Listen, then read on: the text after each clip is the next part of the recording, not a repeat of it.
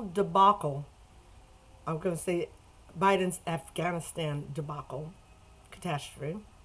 I'm trying to think of the most horrific words I can think of that are in my vocabulary. This is the scripture that came to mind, and it is Luke 11, verses 24 through 36. Now, this is the one that's about the unclean spirit returning. So, the Taliban is going, the unclean spirit is representing the Taliban, and the Afghanistan will be the man. And this is starting in verse 24. When an unclean spirit goes out of a man, he goes through dry places seeking rest. Finding none, he says, I will return to my house from which I came. And when he comes, he finds it swept and put in order. Then he goes and takes with him 7 other spirits more wicked than himself, and they enter and dwell there, and the last state of that man is worse than the first. Now, what Joe Biden did, these are the fatal mistakes Biden made. The first fatal mistake he made was, well, not stick with Donald Trump's plan. That was the first fatal mistake. The second fatal mistake was he announced when the United States would be pulling out. He showed his hand. Now, if you're a poker player, you know you don't show your hand. You don't even reveal in your facial expression whether you have a good hand or bad hand. Don't they call it poker face? Okay? So the Taliban knew when the United States was going to pull out. Now, this is my attitude about the whys in wanting to do this. I read an article over the weekend. I try to remember if it was an op-ed or whatever it was. It made some excellent points about how the Taliban functions. That they go through seasons. And the more appropriate time to pull out would have been in the spring when they were planting poppy or heroin. For the heroin protections. So I think it was poppies. Whatever it was really for their drug trade. Whereas now we're in a season where the Taliban is at war. They're fighting. This is their fighting season. So he didn't anticipate the Taliban moving so quickly in taking over Afghanistan.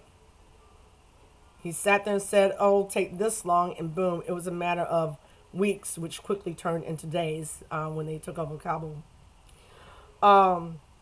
So that was the second fatal mistake, is that he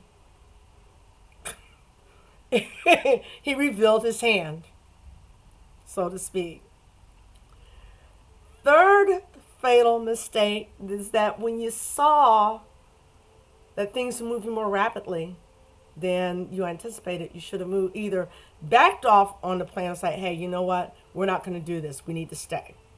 And he didn't listen to his military advisors who were advising him to don't do it or do this a little bit slower. Because what it's done is it leaves a void there, and the void is being filled by these terrorist organizations.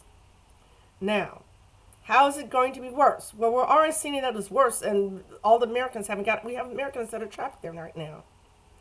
You have Afghanis who were promised that once the United States left, that they would be protected. These are the people who helped the United States in their 20-year-long war. Okay? These are people who helped us. And then you have Christians who are being hunted down and killed. Not persecuted or tortured, they are being killed. If they take the phones, and if they find out that there's a Bible app on that phone. I sat in church yesterday and I cried. I cried because it's just so horrible what's happening over there, that you have this inept man bringing shame to this country, and it's not only increased the danger to the United States, but globally. Do you think the Taliban, Al Qaeda, and let me tell you, you will see a resurgence of ISIS. That's coming. You will see a resurgence of ISIS. I bet money on that. Got a C note sitting in my wallet right now. I bet that C note. You will see a resurgence of ISIS. That's not a maybe. That's a it's gonna happen. Biden doesn't have the fortitude to really buck up and say, you know what, we're gonna flex our military arm and put you down. If you hurt our people, he's asking the Taliban for permission. Now you have one liar, Mr. Biden, going to another group of liars because saying, oh, yes, we will, but yet the stories that are coming out of Afghanistan show otherwise. Prove me wrong. Now, it gets worse. You're probably thinking, how much worse can it get? Well, let's look at all the confusion that's going on about what the Taliban has allegedly promised and what's really happening. Because you have some people in the Biden administration saying, no, that's not happening. And then you have others saying, yes, that's happening. And in all their attempts to continually gaslight the American people, this is one of those instances where, you know what?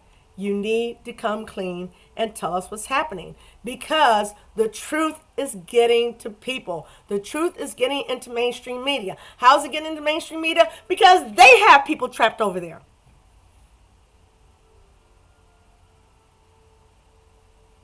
Mr. Biden is going to find out what it feels like to have everybody turn on him.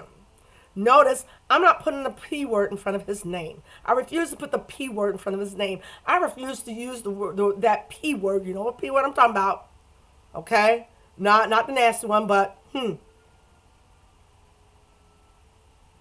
or anything that refers to that particular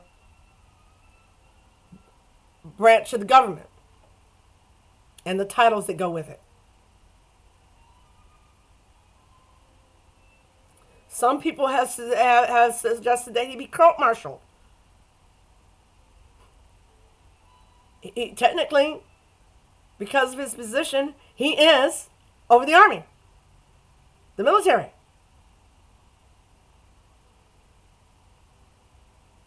And should be court-martialed just like a general or colonel or whatever. He needs to pay.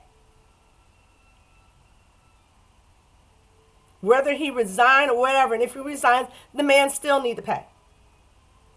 His plan is to, okay, we'll put it out there, we're going to do it with no really point A, B, C, D, E, F, or G to get all the way down to Z. It's a let's do it and see what happens. It's throwing caution to the wind. It's like 52 card pickup. You throw the cards out there and see where they lay. And see where they land. It's like, okay, that's how we're going to do it. That's not a plan. The man is not a planner. Think about the things that he talked about when he was running for office. And really, there was no clear-cut plan on how he's going to do these things. There's no forethought. No forethought into anything this man does. Whether his strings are being pulled by others, whatever it may be. But the fact is that if there's somebody else is dictating to him what he needs to do, again, he's not putting forth a plan that has weighed the pros and cons. Do we need to be out of Afghanistan? Yes, I agree with that. It's the way you pulled out. You showed your hand. You did it at the wrong time just for theatrics. You want to look good for the 20th anniversary of September 11th. That's all that's about. That's really what the pulling out of Afghanistan is about, is to make him look good. See, I got us out of Afghanistan. How do you like me now?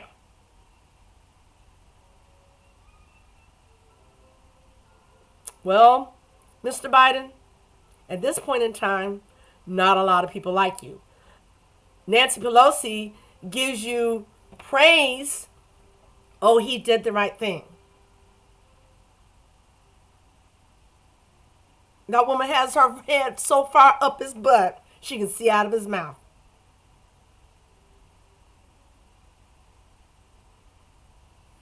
So there's so much more I could say about what's happened with Afghanistan. And it's heartbreaking. But it fits in with Matthew 24. There will be wars and rumors of wars. Boom, there you go. There will be earthquakes. Oh, look, Haiti. There's a whole laundry list of this and that.